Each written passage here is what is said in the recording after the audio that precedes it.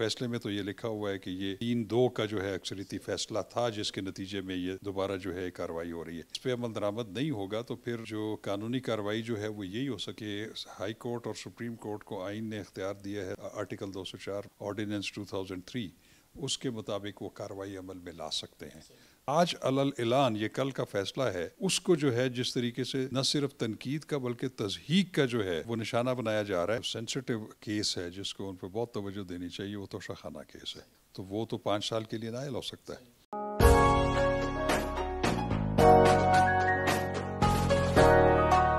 अस्सलाम वालेकुम नाज़रीन, आप देख रहे हैं मेरा ऑफिशियल यूट्यूब चैनल। मैं हूं मलिक अली रज़ा। नाज़रीन, कल सुप्रीम कोर्ट में एक बहुत बड़ा फैसला है जिसमें पंजाब के अंदर जो है इलेक्शन करवाने का हुक्म दिया गया है। अदालत जो है उसने हुक्म तो दे दिया लेकिन हुकूमत इस चीज़ से इनकारी है और उन्होंने इस फैसले को मुस्तरद कर दिया है। दूसरी जानिब इमरान खान के ऊपर मुकदमात के हवाले से बात करेंगे। मेरे साथ मौजूद हैं सीनियर कानूनदान जनाब शाखावर साहब। इन्होंने बहुत मुश्किल से हमें वक्त दिया क्योंकि बहुत कीमती वक्त है और बहुत बिजी भी हैं। सर बहुत शुक्रिया। सर सबसे पहले कल के फैसले की बात कर लेते हैं और शॉर्ट तरीके से करते हैं कि कल का जो फैसला आया है उसमें हुकूमत को ये कह दिया गया है कि आप इलेक्शन करवाएं, जबकि कुछ इतलात ये भी आ रही हैं कि पंजाब हुकूमत के जो निगरान वज़ीर आला हैं उन्होंने भी एग्री कर दिया है कि हम सुप्रीम कोर्ट के हुक्म पर अमल दरामद कराने के लिए तैयार हैं। तो क्या समझते हैं कि उनके हुक्म के बाद जो हमारी हुकूमत है इसका लाहे अमल क्या होगा और उस हुक्म का क्या इम्प्लीमेंट होगा? देखिए, बात यह है कि गो के हुकूमत ने इस बेंच के ऊपर अपना अदम एतमाद किया था और उन्होंने बाइकआउट तो नहीं किया था, लेकिन उनकी ये मुतालबा था कि इस पे जो है ये फुल कोर्ट बेंच बनाया जाए। वो उनका मुतालबा जो है तस्लीम नहीं हुआ और चीफ जस्टिस की सरबराही में जो 3 रुकनी बेंच है उसने कल फैसला दे दिया और उन्होंने तारीख भी मुकर्रर कर दी और इलेक्शन शेड्यूल के हवाले से भी फ़ैसला दे दिया और ये भी कहा कि इसमें वफाकी हुकूमत जो है वो तमाम आइनी और कानूनी जो इंतज़ामात हैं उसको फैसिलिटेट करेगी इलेक्शन कमीशन को। ख़ास तौर पे उसमें उन्होंने कहा कि 21 अरब रुपए की रकम जो है वो भी आप 11 अप्रैल तक इलेक्शन कमीशन के हवाले करें। अगर वो आप नहीं करेंगे तो फिर इलेक्शन कमीशन हमें रिपोर्ट देगा, फिर हम उसके ऊपर जो है मुनासिब कानूनी कार्रवाई पे गौर करेंगे। तो अगर तो इसको तस्लीम नहीं किया जाता, जिसका इजहार जो है कैबिनेट के इजलास में भी कर दिया गया है कि उनके मुताबिक वो जो इसको यही समझते हैं कि ये 4-3 का फ़ैसला है जिसमें ये पटिशन्स ऑलरेडी डिसमिस हो चुकी हैं, जबकि फ़ैसले में तो ये लिखा हुआ है कि ये 3-2 का जो है अक्सरियती फैसला था जिसके नतीजे में ये दोबारा जो है कार्रवाई हो रही है। तो मुश्किल तो हो जाएगा, क्योंकि अगर इस पे अमल दरामद नहीं होगा तो फिर जो कानूनी कार्रवाई जो है वो यही हो सकती है कि हाई कोर्ट और सुप्रीम कोर्ट को आइन ने इख्तियार दिया है दफ़ा 204 में, आर्टिकल 204 में, कि वो इन्वोक करते हुए जो उसके तहत कानून है कंटेम्प्ट ऑफ कोर्ट ऑर्डिनेंस 2003, उसके मुताबिक वो कार्रवाई अमल में ला सकते हैं। तो आपने देखा है कि पहले यूसुफ रज़ा गिलानी जो है वो भी इस तरह की सूरत हाल से जो है वो उनको सामना करना पड़ा और वो उनको till the rising of the court सज़ा हुई, लेकिन वो 5 साल के लिए नाअहल हो गए थे। तो ये तलवार तो गवर्नमेंट के ऊपर है, अब देखते हैं कि वो इसको कैसे टैकल करते हैं। अच्छा सर, जो कि एक हुकूमती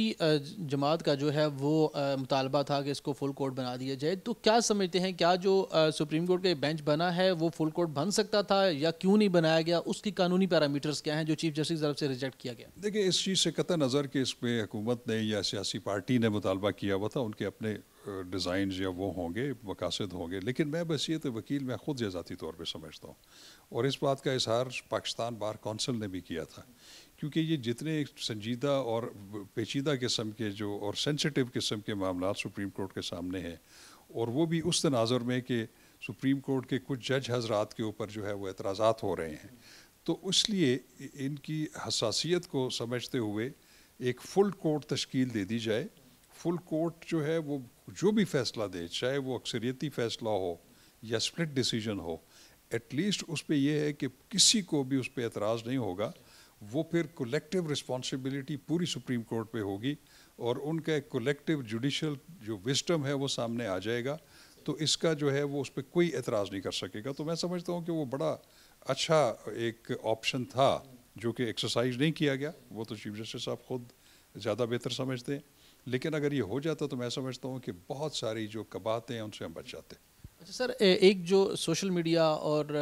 دیگر جگہوں پہ بھی یہ چیزیں مشہور ہوتی ہیں کہ جب بھی جو حکومت ہوتی ہے یا جو بھی ہے سیاسی جماعتیں ہیں ان کے حق میں فیصلہ آتا ہے تو وہ عدلیہ کو شاباش دیتے ہیں، ان کے ساتھ کھڑے ہونے کی بات کرتے ہیں، لیکن اگر ان کے اگینسٹ فیصلہ آتا ہے تو پھر ان کو گالیاں اور انہیں کو پھر ان کے خلاف ایک کمپین سوشل میڈیا کے اوپر، میڈیا کے اوپر ہر چیز چلتی ہے۔ تو آپ کیا سمجھتے ہیں کہ عدلیہ میں جو ججز بیٹھے ہوئے ہیں ان کو اس چیز کے بارے میں تھوڑا سا سوچنا چاہیے کہ آخر یہ کیوں ہو رہا ہے، اور جو سوشل میڈیا یا جو ٹی وی چینلز یا جو بھی ہیں جو لوگ ان کے خلاف استعمال کرتے ہیں ان کو آپ کیا پیغام دینا چاہیں گے کہ کس طرح سے قانونی طور پر یہ چیزیں امپورٹنٹ ہوتی ہیں؟ دیکھیے، اس میں سمجھتا ہوں بدقسمتی یہ ہے کہ جب بھی کوئی پولیٹیکل پارٹیز یا سیاستدان اپنے معاملات یا پارلیمنٹ کے اندر طے نہیں کرتے تو پھر آٹومیٹیکلی سپریم کورٹ ایک آخری جو ہے وہ ایک فورم ہے جس میں یہ تمام چیزیں ٹھیک ہونی ہیں۔ تو آپ نے دیکھا ہوگا کہ جو قاسم سوری صاحب کی جو وہ متنازع وہ تھی رولنگ تھی، اس کو بھی سپریم کورٹ نے سو موٹو لیا اور اس کو انہوں نے سیٹ اسائڈ کیا، اور وہ جو کارروائی تھی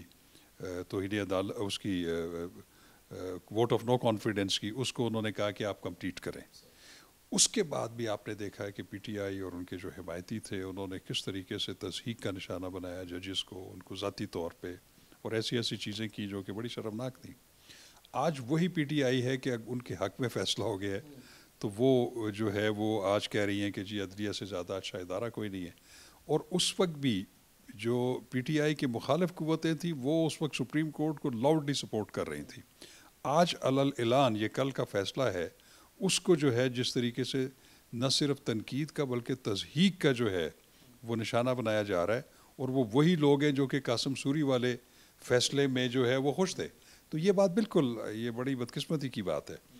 تو میں یہ سمجھتا ہوں کہ سپریم کورٹ آف پاکستان جو ہے ان کو کم از کم جو ہے وہ ایسے پولیٹیکل تنازعات میں جو ہے وہ پڑھنا چاہیے۔ ایک میں یہ بھی کہتا ہوں کہ چونکہ ہائی کورٹس میں آلریڈی یہ میٹرز پینڈنگ تھے، ہائی کورٹ لاہور میں بھی اور پشاور میں بھی، اسمبلیوں کی تحلیل کے حوالے سے یا ان کی جو ہے وہ الیکشن میں جو ان کی جو ہے ڈیٹ مقرر کرنے کے حوالے سے، تو بہتر یہ ہوتا کہ وہ ادھر بھیج دیتے اور وہ بھی یہی ڈیسیجن دیتے۔ اگر اس کے کسی کو اعتراض ہوتا تو سپریم کورٹ آ جاتے۔ تو یہ ایک میں سمجھتا ہوں کہ یہ ایک بڑا ایک غلط ٹرینڈ پاکستان میں جو ہے وہ سیٹ ہو گیا ہے کہ آپ اپنے معاملات خود تو طے کرتے نہیں ہیں، نہ پارلیمنٹ میں کرتے ہیں نہ آپس میں کرتے ہیں، تو پھر آئین اور قانون کی تشریح تو پھر سپیریئر جوڈیشری کو، ہائی کورٹس اور سپریم کورٹ کو کرنی ہے، اور وہ اس کا جو جس کے حق میں ہوتا ہے وہ ان کو جو ہے وہ لاؤڈلی سپورٹ کرتا ہے، ان کی تعریفیں کرتا ہے۔ دوسرا فریق نہ صرف تنقید کرتا ہے بلکہ تضحیک کا نشانہ بناتا ہے۔ تو یہ بڑا خطرناک ٹرینڈ ہے۔ شاہ صاحب، عمران خان صاحب کے حوالے سے اگر ہم بات کریں تو عمران خان صاحب کے بے شمار مقدمات بن چکے ہیں، کون سے امپورٹنٹ مقدمات ہیں جس کے اوپر عمران خان صاحب کے اوپر نااہلی کی تلوار لٹکی اور نااہلی کتنا عرصہ ہو سکتی ہے؟ دیکھیں، جو ایک میں سمجھتا ہوں کہ سب سے جو ان کے خلاف جو سینسیٹیو کیس ہے جس کو ان پہ بہت توجہ دینی چاہیے وہ توشہ خانہ کیس ہے، کیونکہ اس میں کچھ چیزیں ایسی ہیں کہ جو کہ الیکشن کمیشن میں جب کارروائی ہو رہی تھی تو اس کو وہ جسٹیفائی نہیں کر پا رہے تھے۔ تو اس پہ اس کا ایفیکٹ یہ ہو سکتا ہے کہ اگر وہ جو ایڈیشنل سیشن جج کی عدالت میں الیکشن کمیشن نے جو استغاثہ فائل کیا ہوا ہے تو اس میں تو وہ سزا بھی ہو سکتی ہے، اور جب سزا ہو جائے تو وہ تو 5 سال کے لیے نائل ہو سکتا ہے۔ تو اس لیے میں سمجھتا ہوں وہ بڑا خطرناک ہے۔ اور دوسرے جو باقی جو چھوٹے موٹے کیسز ہیں وہ تو اتنے کنسیڈریبل نہیں ہیں، جیسے کوئی دفعہ 144 کی خلاف ورزی ہے یا جلسہ جلوس نکالنا، وہ کوئی اتنا سیریس نہیں ہے۔ لیکن 2 مقدمات جو کہ جو زمان پارک میں جب ان کی رہائش گاہ پر وہ جو وارنٹ لے کے گئے تھے، اس کی ڈیفائنس میں جو کچھ ہوا ادھر مبینہ طور پر وائلنس ہوئی اور خاصی سیریس قسم کی وائلنس ہوئی، اس پہ ایک مقدمہ جو ہے وہ خان صاحب پہ بھی اور ان کی لیڈرشپ کے اوپر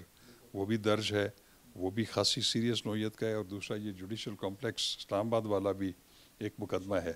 تو میں سمجھتا ہوں کہ 2-3 مقدمات جو ہیں یہ ذرا سیریس نوعیت کے ہیں، اس کے یہ خاصے سینسیٹیو ہو سکتے ہیں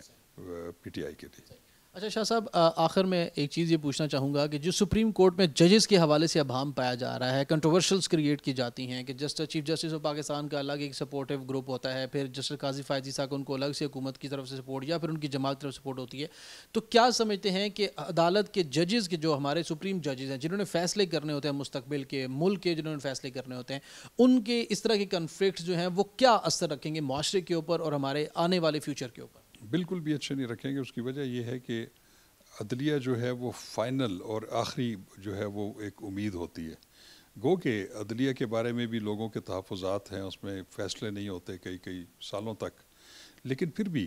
میں سمجھتا ہوں کہ لوگوں کو اگر کچھ ریلیف ملتا ہے تو وہ ڈسٹرکٹ جوڈیشری سے بھی اور ہائی کورٹ اور سپریم کورٹ سے ملتا ہے، اور ہائی کورٹ اور سپریم کورٹ سے ان کے جو بنیادی حقوق ہیں ان کے حوالے سے آپ نے دیکھا ہے کہ ایک گورنمنٹ آتی ہے، وہ اپنے مخالفین کو جو ہے وہ آرم ٹویسٹنگ کرتی ہے، ان کے خلاف جھوٹے مقدمات بناتی ہے، ان کو عدلیہ ہی جو ٹھیک کرتی ہے۔ اسی طرح اگر وہ پارٹی برس اقتدار آ جائے تو وہ اپنے مخالفین کے ساتھ یہی سلوک کرتی ہے۔ تو میں سمجھتا ہوں کہ عدلیہ جو ہے وہ اس کا ایک بڑا کلیدی رول ہے، اور لوگوں کے جو حقوق ہیں وہ ان کے تحفظ کے لیے بڑا کلیدی کردار ادا کرتے ہیں، تو اس لیے ان کو کنٹروورشل نہیں بنانا چاہیے۔ تو